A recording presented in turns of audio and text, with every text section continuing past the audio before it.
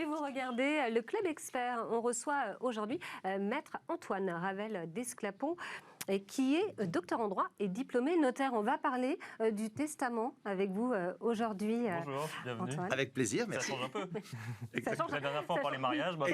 Exactement. Je fais le service après-vente. Ouais, c'est ça. On était mariés maintenant. Le testament. Alors déjà, est-ce qu'on doit rédiger un testament? Est-ce que c'est utile? Est-ce que c'est obligatoire? Alors, vous avez parfaitement raison. Par défaut, le Code civil prévoit tout sur le plan civil. Je rappelle qu'au moment du décès, il va se passer 3 choses. D'abord, votre âme va aller sur le plan surnaturel, au paradis dans votre cas, évidemment. Évidemment. Votre corps, il y aura un aspect pour le corps, l'incinération ou l'enterrement. Là encore, ne pas le mettre dans le testament, parce que c'est souvent un peu trop tard quand il est lu devant le notaire. Et puis, le patrimoine va être transmis aux successibles. Et la question est, qui sont les successibles? Eh bien, le Code civil définit précisément les héritiers. Il dit, c'est par rapport à votre arbre généalogique, par exemple, un quart votre père, un quart votre mère, et puis les frères et sœurs pour le reste. Mais si vous n'êtes pas d'accord, eh bien, vous avez le droit. Et vous pouvez donc, par un testament, déroger et instituer vos légataires, légataires universels ou légataires particuliers, ceux que vous allez choisir, c'est vos chouchous à vous. Mais si on n'a pas écrit de testament, par exemple, et qu'on a un enfant, ça va directement à l'enfant? Exactement, puisque le Code civil le prévoit par défaut. Et alors, est-ce que vous pouvez nous donner quelques exemples dans vos dossiers d'une loi qui n'est pas toujours adaptée aux besoins des clients? Par exemple, on ne peut pas déshériter un enfant. Alors, on va y venir. D'abord, la loi n'est pas toujours adaptée. Je prends un premier exemple, des concubins qui acquièrent un bien. Eh bien, il y a une protection de 0 pour le survivant. Bien sûr, parce qu'ils ne sont pas mariés. Parce qu'ils ne sont pas mariés. On avait parlé la dernière fois, notamment des différents menus. Donc là, ils ne sont pas mariés, et là, d'un seul coup, la belle-mère déboule dans l'appartement, qui a été financé par l'un. Bon, donc, ça crée une tension. Deuxième cas de figure, le Pacs. On dit, oh, mais j'ai essayé de mieux faire, j'ai mis en place un Pacs. C'est bien le Pacs.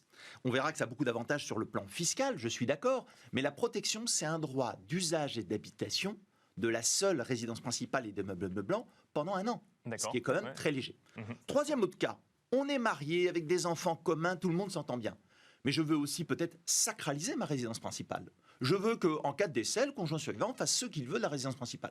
On a du patrimoine par ailleurs, on veut transmettre aux enfants par ailleurs, mais je veux protéger. Donc là encore, la loi n'est pas bien faite parce que démembrement, on en a parlé tout à l'heure, indivision, etc., ce n'est pas adapté. Encore un autre exemple, vous voyez, un 4e exemple pour vous montrer à quel point ils sont nombreux, des personnes dans une famille recomposée. Et dans ce cas-là, ils font le maximum, ils se marient.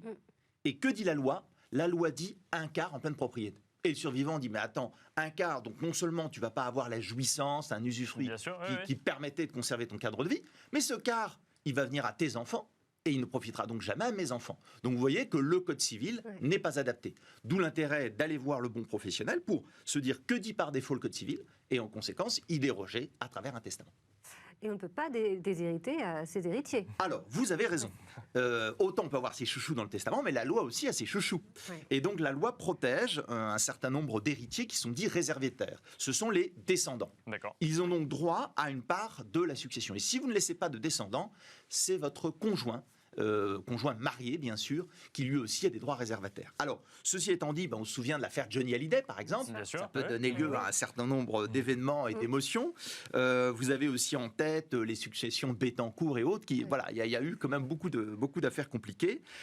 Néanmoins, le testament peut permettre d'organiser et surtout d'éviter l'indivision et de faire en sorte qu'on puisse dédommager celui qu'on entend écarter. Je donne un exemple. Monsieur Thérieur a 2 fils. Il a Alain et Alex. Bon, c'est facile. Et donc il dit, voilà, ma maison, je veux que ça soit Alain. À l'intérieur, il sera bien. Alex, il sera à l'extérieur. Donc que fait-il? Il peut faire un testament dans lequel il dit, je lègue tout à Alain, à l'intérieur, à charge pour lui de dédommager d'1/3, ce que la loi lui reconnaît minimum, à son frère. Ce qui fait que quand il s'agira de vendre la maison ou de louer la maison, seul Alain sera décisionnaire. Vous voyez la différence entre les quotités des uns et des autres et le pouvoir, la gestion qu'on peut organiser également avec le testament. Alors, c'est pas le sujet, mais du coup, à l'intérieur, paiera les frais de succession et pour pas 2 à l'extérieur. Pour 2 tiers. Il va bien recevoir 1/3. Il va être dédommagé en valeur. Comment est-ce que je rédige concrètement mon testament? Je peux, moi, l'écrire sur n'importe quel papier et le donner à mon notaire? Là, vous commencez par le pire. Je commence par le pire. Voilà. On parle d'essai, alors évidemment, tout le monde. Alors, vous commencez par le pire, c'est ce qu'on appelle techniquement un testament holographe. Il est signé, daté, manuscrit. C'est un testament de dépannage, de secours. Il est vraiment pensé comme cela dans le Code civil. Et on a toutes sortes d'exemples sur des cartes postales, sur une plage, à l'arrière d'une cuisinière. Cuisinière, la machine, pas la personne. Bien sûr. D'accord. Et donc, à partir de là, c'est un testament qui vraiment va dépanner, parce qu'il est facile à faire, mais en même temps, est-ce qu'il est sûr, est-ce qu'il est fiable? Il n'obéit pas, alors qu'on parle quand même de tout votre patrimoine, à un formalisme quand même rassurant et protecteur. Ensuite, donc ça, c'est le testament holographe que je ne recommande pas, évidemment. Deuxièmement, il y a le testament du cinéma, c'est le testament mystique. Vous savez, le notaire qui ouvre une enveloppe et à l'intérieur, il y a le testament. Mais ça ne pratique pas. Voilà, ça existe dans le Code civil, mais il présente beaucoup d'inconvénients, on n'est pas pratiqué.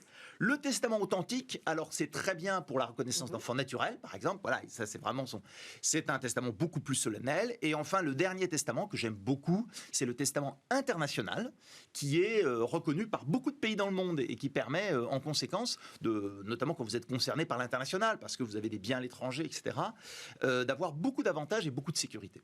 Comment opère la fiscalité? Alors la fiscalité fonctionne du lien de parenté entre vous et vos successibles. Alors plus on s'éloigne dans l'arbre généalogique et plus ça va coûter cher. Bien sûr. Donc votre conjoint, on l'aime beaucoup, donc lui, il est exonéré. Ensuite les enfants, 100 000 € d'abattement par enfant, par parent. Et puis ensuite, on a une progressivité de l'impôt, mais très vite, après 15 000 €, on arrive sur une tranche déjà à 20%. Et puis ensuite, frères et sœurs, ça va être un plus petit abattement de l'ordre de 15 000 €, 35-45% de taux d'imposition. Et puis, plus on s'éloigne, plus ça va coûter cher, jusqu'à 60%. Donc, par exemple, si je dis « Ah, mon concubin », eh ben, mon concubin, c'est du 60%. Exception quand même, les œuvres, les fondations qui sont, elles, totalement exonérées. Après, on peut, avec un peu d'habileté, désigner une œuvre à charge pour elle de reverser à une personne qui a un degré de parenté éloigné. Ça va réduire la pression fiscale. Merci beaucoup, Maître Antoine de Ravel d'Esclapon. On n'aura pas le temps d'aborder finalement les façons dont on peut compléter son testament, mais vous êtes très actif sur les réseaux sociaux, donc si on a des questions là-dessus, on peut vous les poser directement. Et si le testament est bien rédigé, donne envie de décéder. Exactement. Voilà, merci beaucoup, Maître Antoine de Ravel d'Esclapon, docteur en droit et diplômé notaire. Et c'est reparti pour une semaine du coup d'animation de Smart Patrimoine à vos côtés, Laura. Toujours un plaisir. Toujours un plaisir. Et on se retrouve du coup demain, mardi, pour un nouveau numéro de Smart Patrimoine. Bonne journée.